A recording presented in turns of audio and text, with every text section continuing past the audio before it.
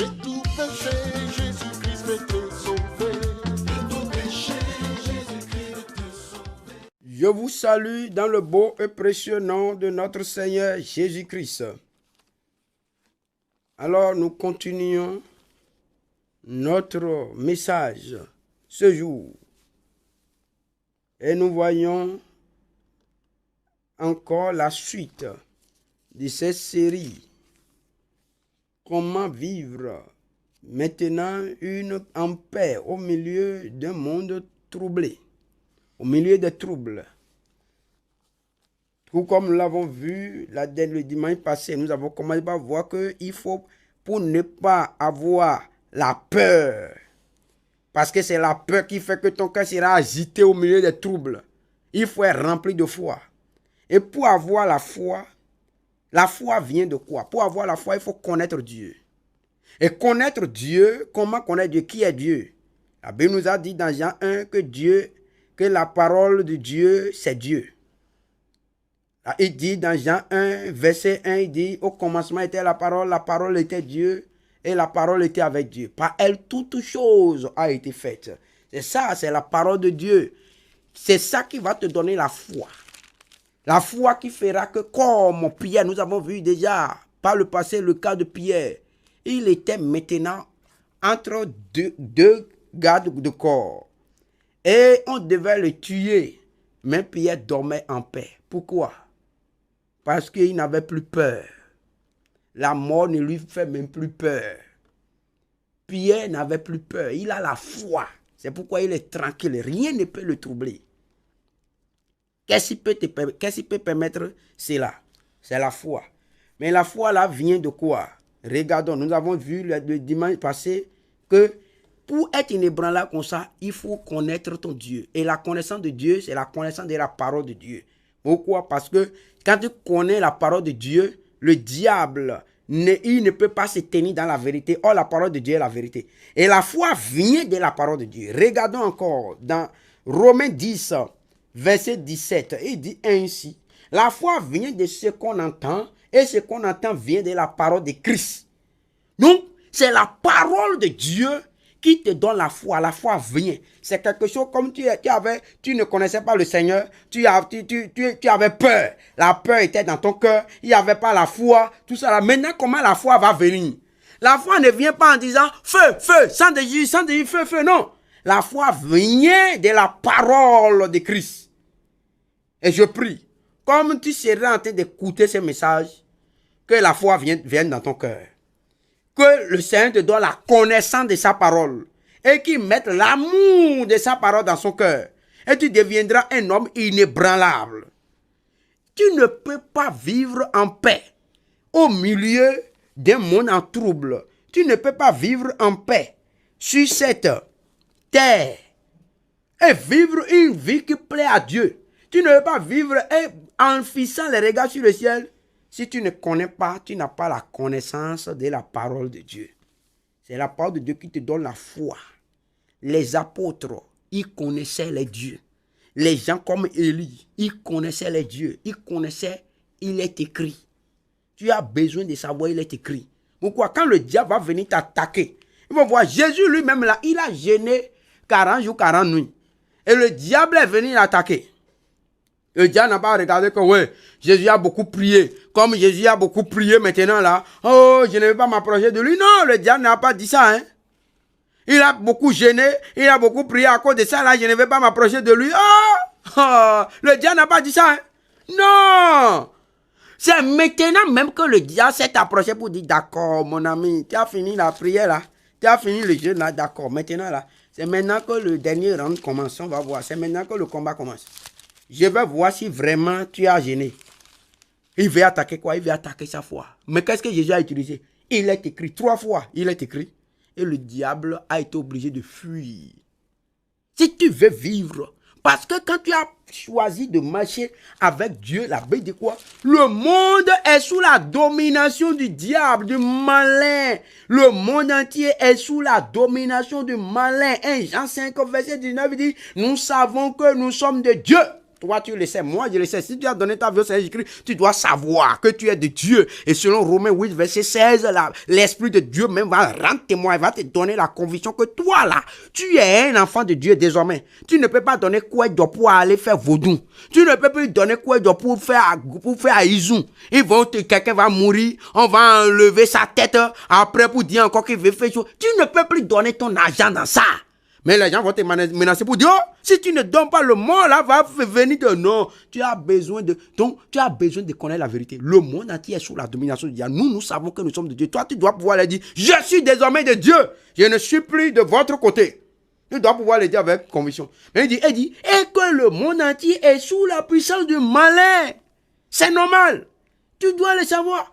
Mais comme toi, tu le sais, qu'est-ce qui va te donner le courage? Le malin là, comme ça veut dire que toi, tout autour de toi là, c'est malin, la puissance du malin qui t'entoure. Et toi, tu dois savoir que tu es de Dieu.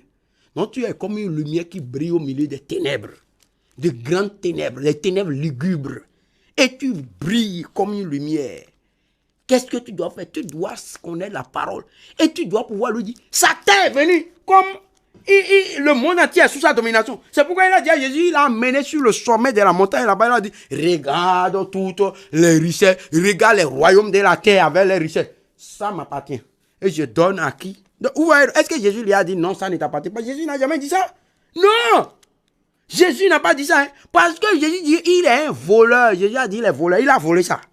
Il a volé ça des mains de qui? Des mains d'Adam et Ève. Dieu avait donné les royaumes du monde. Dans Genèse 1, là, Dieu avait donné les royaumes du monde et toutes les richesses. Avait donné ça à Adam et Ève. Directement, il a dit d'assujettir ça, de dominer sur ça.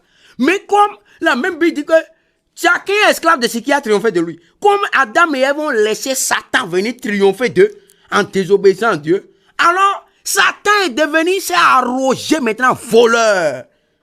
Il est un voleur. Et Jésus l'appelle brigand. Il a volé. Quand quelqu'un, un voleur va voler la moto de quelqu'un là et il l'utilise là, est-ce qu'il ne dit pas que c'est sa moto?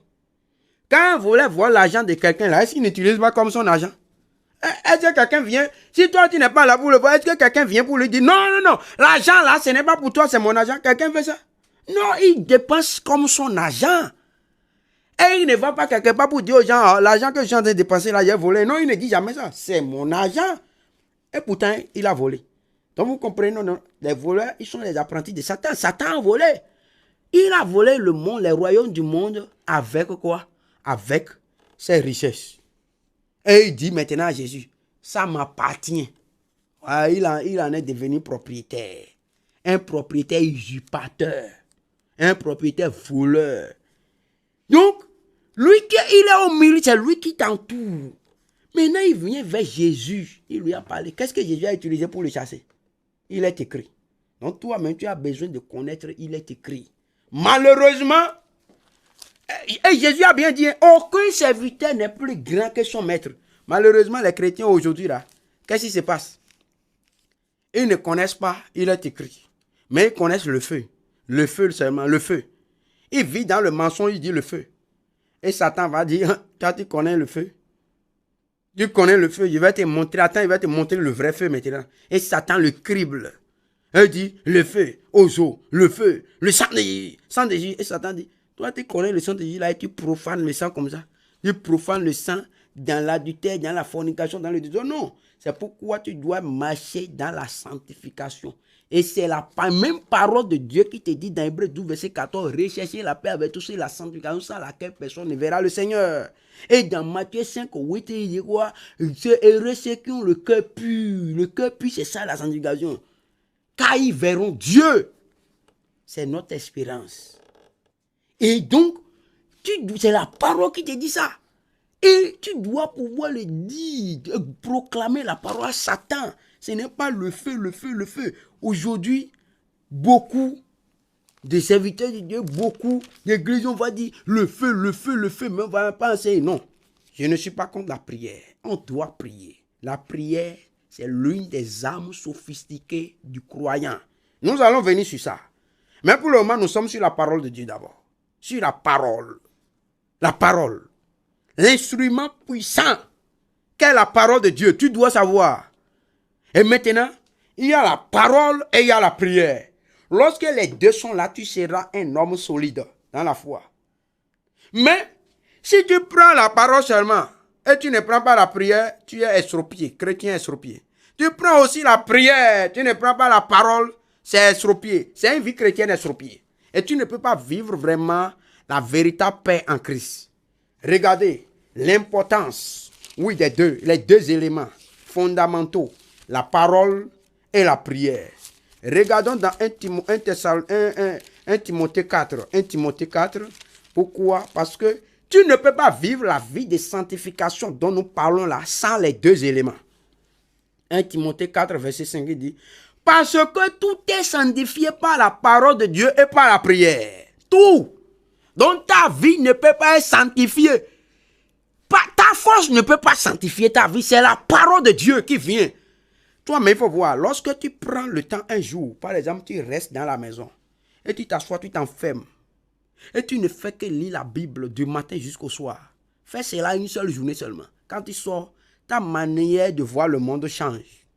Il y a beaucoup de choses que tu n'as plus envie de faire. Toi-même, tu as envie de vivre vraiment, de ne plus te souiller, te contaminer par des mauvaises pratiques, des mauvaises choses. C'est comme ça que ça se passe. C'est pourquoi Jésus va dire dans Jean 17, il disait, sanctifie-les par ta vérité. Ta parole est la vérité. Donc, pour être vraiment sanctifié, il faut la parole. Et Jésus a prié. Donc, c'est les deux éléments. Il dit, la parole de Dieu et la prière. Mais pas l'une sans l'autre. Les deux vont de pair. La parole de Dieu et la prière. Les deux doivent aller de pair. Si tu prends une des deux, tu deviens un chrétien estropié. C'est-à-dire, en esprit, là, tu es estropié. Oh, tu es estropié, tu es déséquilibré. C'est-à-dire, tu es sur un pied ou bien un pied est plus court que l'autre. Donc, tu vas marcher carré comme ça. Tu vas marcher en désordre. Mais le Seigneur t'a donné la possibilité de marcher spirituellement, de façon solide et de ne pas te laisser ébranler par quoi que ce soit. Et pour cela, il te faut la parole de Dieu d'abord et la prière. Les deux vont de pair. Voyons encore un autre passage dans Actes au chapitre 6. Qu'est-ce qui se passe là-bas? Actes au chapitre 6. Alors, ils ont dit, verset 4, il dit, et nous continuerons à nous appliquer à la prière au ministère de la parole. Vous voyez? Les apôtres, ça c'est les apôtres de Jésus qui parlent là-bas. Pour être solide, vous avez compris maintenant le secret, non? Pourquoi est-ce que les pierres n'ont pas peur? Non, voilà, c'est le secret ici. Le secret ici. Le ministère de la prière et le ministère de la parole. En sorte que quelqu'un qui a donné sa vie au Seigneur Jésus-Christ et qui ne prie pas, oh, il est foutu. Ou bien il ne lit pas la parole de Dieu, il prie seulement. Et il ne lit pas la parole de Dieu, il est aussi foutu. Parce qu'il va prier. Après, Satan va venir pour dire, oh, tu as fini de prier, non? Maintenant là, oh, je suis là encore maintenant. Il va dire, oh, sans Jésus. Satan va dire, non. Satan va commencer par lui dire, tempo. Attends, il va commencer par lui demander, bon, tu as fini de prier maintenant là. Que tu as déjà pensé à ce que tu vas manger ce soir? Ah, ça là, sang de Jésus ne chasse pas ça. Hein? Parce que Satan va chercher à te parler maintenant. Il te parle maintenant. Il parle à ton esprit pour t'amener quoi? Pour t'amener le doute. Oh, Satan sait que la prière, Jésus a dit, si vous priez avec foi, croyant que vous l'avez reçu, vous verrez s'accomplir. Satan connaît ses secrets. Et comme il connaît ses secrets, qu'est-ce qu'il va faire? Il va chercher à enlever la foi de ta prière. Oh, il sait que quand il enlève la foi de ta prière devient vide. Parce que Satan sait que Dieu lui-même a dit quoi? Allons dans Jacques au chapitre 1. Satan connaît le secret de la prière efficace. Il sait qu'une prière qu'on prie et que quand tu pries, après avoir prié, tu doutes là. Il sait que la prière est déjà annulée. Satan sait ça. Oh, il sait ça. Oh, comment faire pour ne pas douter? Il faut avoir la foi. Oh, on a vu tout à l'heure que la foi vient de la parole de Christ, de la parole de Dieu selon Romains 10, 17. Venons dans Jacques maintenant, au chapitre 1, pour voir ce qui se passe. Verset 5 il dit, si quelqu'un d'entre vous manque de sagesse, qu'il la demande à Dieu qui donne à tout simplement et sans reproche, elle lui sera donnée. Verset 6 il dit, mais qu'il la demande avec foi, sans douter. Car celui qui doute est semblable au flot de la mer, agité par le vent et poussé de côté et d'autre. Oui, verset 7, c'est la chose terrible. Il dit, qu'un tel homme ne s'imagine pas qui recevra quelque chose du Seigneur. Oh, quel dégât. Il dit, c'est un homme irrésolu, inconstant dans toutes ses voies. C'est-à-dire quoi? Il dit, tu as fini de prier, il dit, qu'il la demande à Dieu, qui donne à tous sans réponse. Il a dit, demander à Dieu, c'est prier, non? Alors, tu as prié. Il dit maintenant, mais sans douter. Il ne faut pas qu'il doute. Il dit, parce que celui qui doute là, il est comme un flot de la mer, agité par le vent, poussé de côté et d'autre. Il a fini de prier. Et il a déclaré tout à l'heure, oui, je suis la tête et jamais la queue. Je suis en haut, jamais en bas. Oh, je ne mourrai pas, je vivrai. Oh, je proclamerai les œuvres du Seigneur. Je suis cela. Je sais que oui, mon Rédempteur vivant, il se lèvera le dernier. Il a dit des choses comme ça. Il prie. Il dit oui, je sais que je connais les projets que le Seigneur fait sur moi. Projets de peine ou de malheur. Je dis cela. Et il prie, il dit non. Moi, aucun démon, ils mangeront, vous allez manger votre chair. Et vous allez boire votre propre sang. Au nom de Christ, il a prié, il fait le bruit comme ça. Hein, il a fini de faire son bruit. Et il a prié. Il demande au Seigneur. Il dit, Seigneur, oh, regarde mes ennemis. Seigneur, je suis persécuté, mais j'ai confiance en toi. Oh Seigneur, soutiens-moi. Et le Seigneur lui a dit, oui, je vais te soutenir. Et il est en train de prier. Il prie. Quand il finit comme ça, là, Satan vient s'approcher de lui pour dire, ah, Dieu est là maintenant. Moi, je suis là. Hein. Est-ce qu'il est là pour te soutenir? Il dit, ouais. Et comme tu ne connais pas la parole de Dieu, hein, je te donne un exemple. Et voilà, c'est comme un jour, je devais passer un test. Dieu m'a dit de prier. Et j'ai prié pendant la semaine où je dois passer le test. J'ai prié. Et 3 jours, j'ai fait 3 jours secs. 2 fois dans la semaine. Lundi, mardi, mercredi, j'ai pris pause jeudi. Et vendredi, samedi, dimanche, je reprends. Or, le test, c'est le lundi. Maintenant, je viens de l'église le dimanche soir. Satan s'approche de moi pour dire, et si tu allais à ce concours et tu échoues? Tu as vu, non? C'est ça, c'est comme ça il fait. J'ai déjà prié, non? Maintenant, il vient, il dit, d'accord, tu as prié, tu as gêné. Maintenant, imagine un peu, pense maintenant que tu ailles à ce concours et tu échoues. Toi, mais tu sais comment ça se passe, non? Ah, ou bien, le diable s'approche de toi et dit, et si jamais tu meurs maintenant? Ah, tu as déjà prié. Moi, tu dis non, je vais vivre. Et après, si tu as prié. Maintenant, le diable s'approche de toi pour te dire, et si jamais tu meurs? Et il commence par te dire, pense à ce que si tu meurs maintenant, oh, tu as femme, enfant. Qu'est-ce que tes enfants vont devenir? Qu'est-ce que ceci sera? Et en même temps, la peur t'envahit. C'est la stratégie du diable, ça. Ou bien il te dit, oh, pense maintenant. Et quand le diable est venu me voir comme ça, là, je vais vous dire, oh, ça s'est passé en 2009.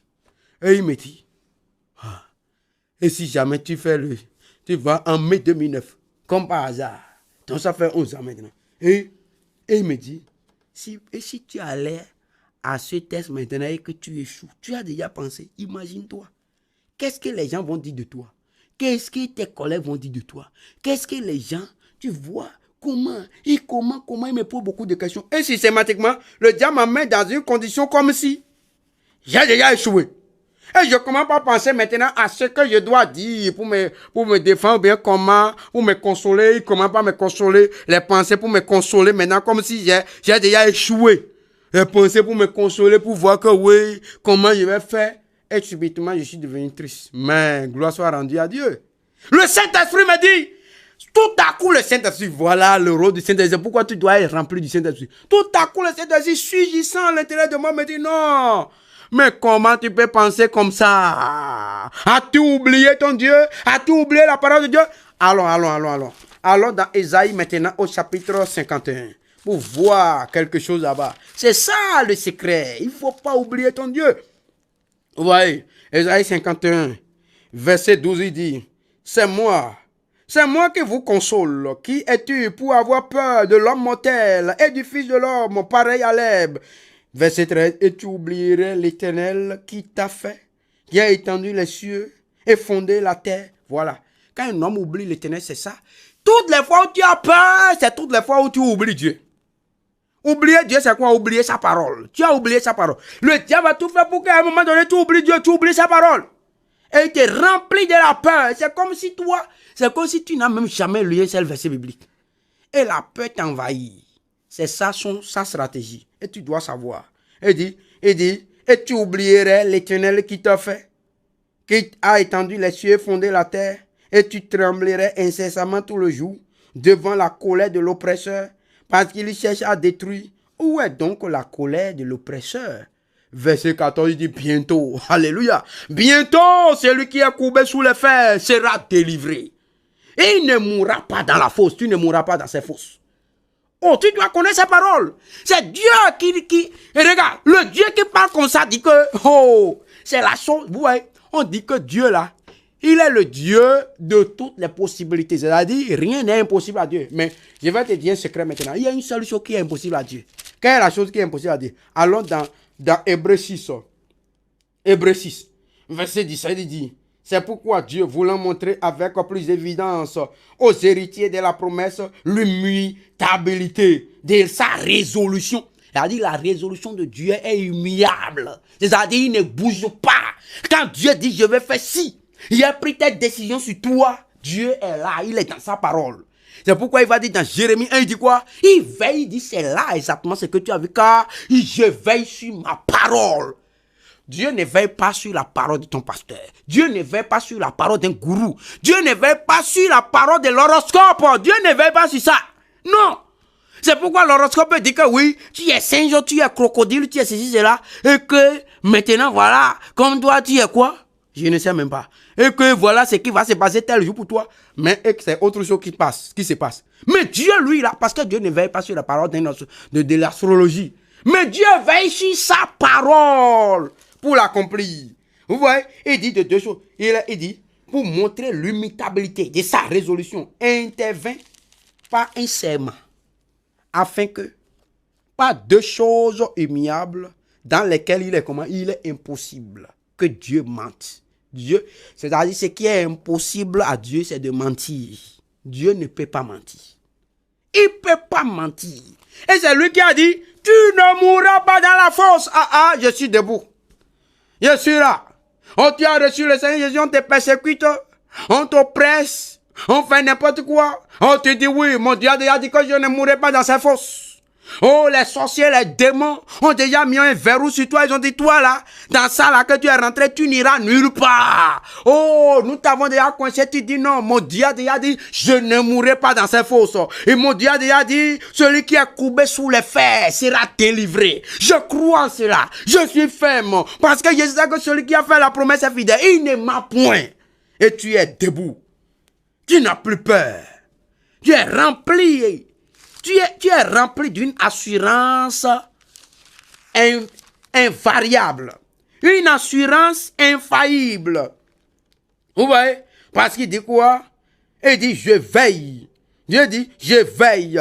Jérémie 1, verset 12 dit, et l'Éternel me dit, tu as bien vu. Tu as fait quoi? Tu as bien vu.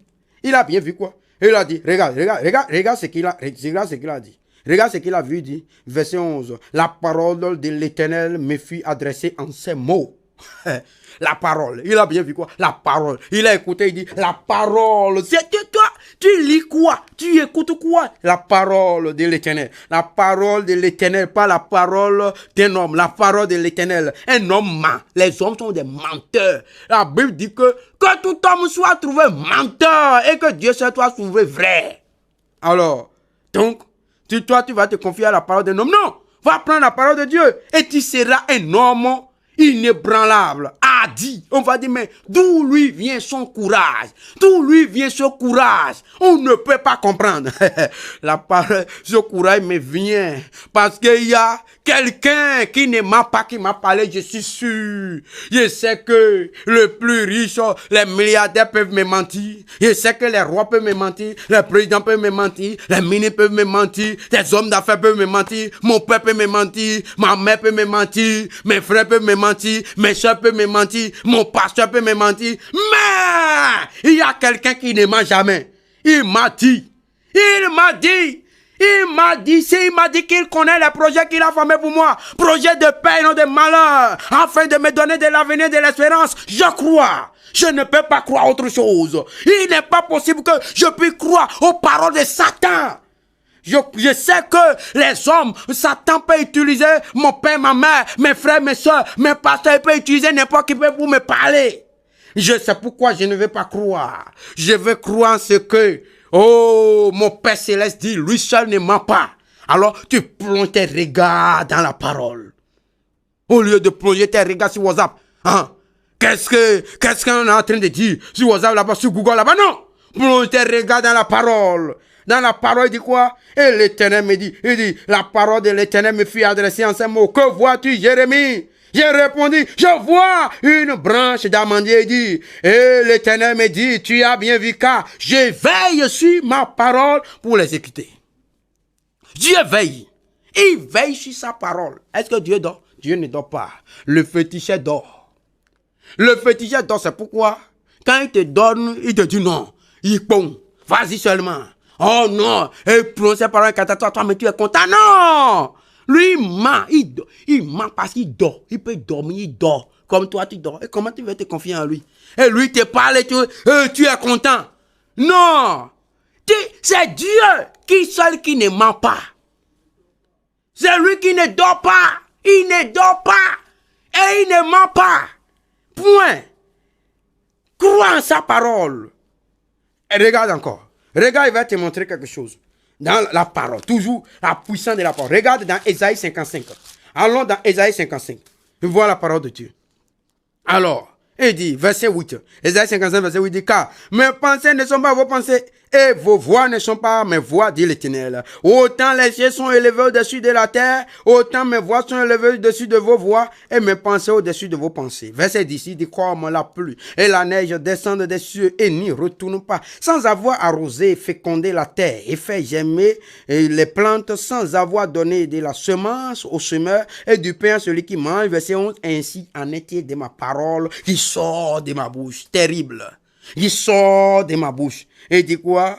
Elle ne retourne point à moi sans effet. Tu as vu ça? La parole de Dieu ne retourne pas à lui sans effet.